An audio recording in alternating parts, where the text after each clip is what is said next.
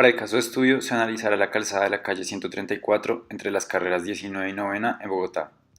A lo largo de toda la calzada se pueden evidenciar daños y hundimientos notables en el pavimento, así como quiebres en los muros del canal. Los huecos y asentamientos diferenciales entorpecen la funcionalidad de la vía e incluso son la causa de múltiples accidentes. Debido a esto, también se forman grietas y empozamientos en el pavimento que comprometen su durabilidad y buen funcionamiento.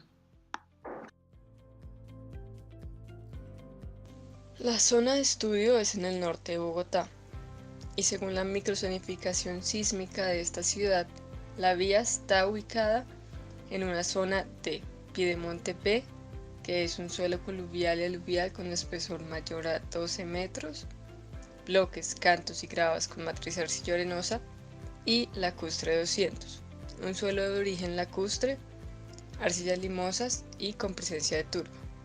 Estos suelos se caracterizan por tener una baja capacidad portante y ser altamente compresibles.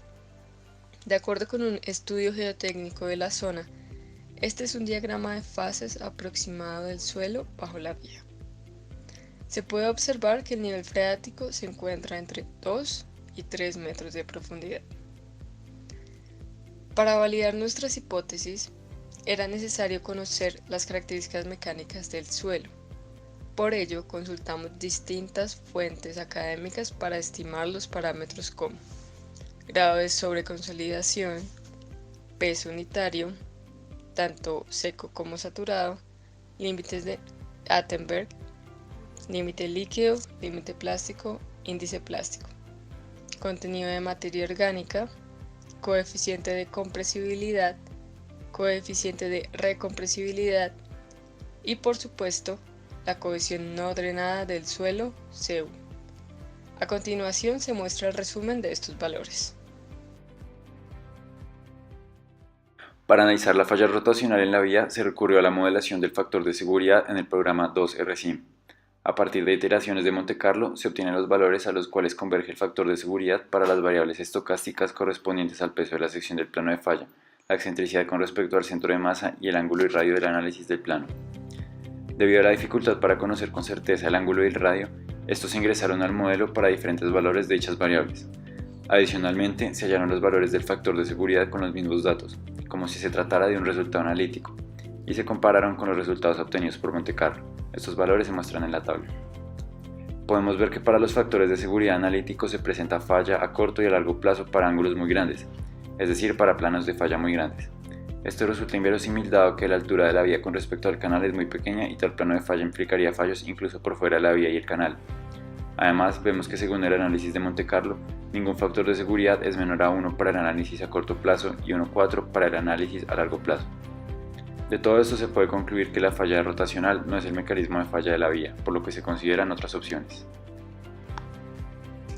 La hipótesis de falla por capacidad portante se hizo a partir de una simulación de Monte Carlo. En esta consideramos el comportamiento del suelo a corto plazo, donde introdujimos los parámetros de cohesión no drenada y peso específico saturado del suelo como variables estocásticas con desviación estándar. La variable de análisis fue la profundidad de desplante D, ya que ya no conocemos con certeza la sección transversal del pavimento, y esta variable tiene influencia sobre el valor de la capacidad portante y la carga que siente el suelo, asumiendo un valor de peso específico del pavimento de 20 kN sobre metro cúbico y un ancho total de vía de 7 metros.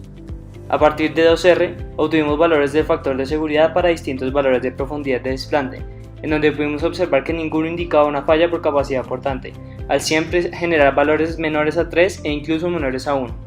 Debido a esto, concluimos que la hipótesis de falla no fue la responsable de los daños en la vía, y es válido considerar otras opciones.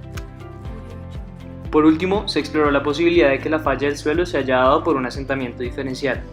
Para esto, se tuvo en cuenta como variable la profundidad de desplante del pavimento D, y se supuso que debería retornar valores, en una simulación de Monte Carlo, similares a los obtenidos en campo. Iterando con distintos valores de profundidad de desplante, obtuvimos valores similares a los medidos en campo, considerando como convergencia el momento en el que la simulación arrojara valores iguales o mayores a los 42 centímetros medidos. Los resultados nos permiten concluir que esta es la falla que experimentó la vía. Por ende, es el escenario sobre el cual debemos proponer una solución. La solución propuesta consiste en fresar la vía en los tramos que presentan daños considerables, ya que estos comprometen la estructura del pavimento y no pueden ser rehabilitados. Posterior a esto, se plantea reforzar la subrasante con calocemento e implementar una geomalla. El propósito de esta geomalla es distribuir los esfuerzos sobre el suelo, incrementando la resistencia a la falla por capacidad portante y disminuir los asentamientos diferenciales causados por la consolidación del suelo. Esto inevitablemente requiere la reconstrucción del pavimento en algunos tramos de la vía. Sin embargo, es una solución duradera y consistente con el problema actual de la vía.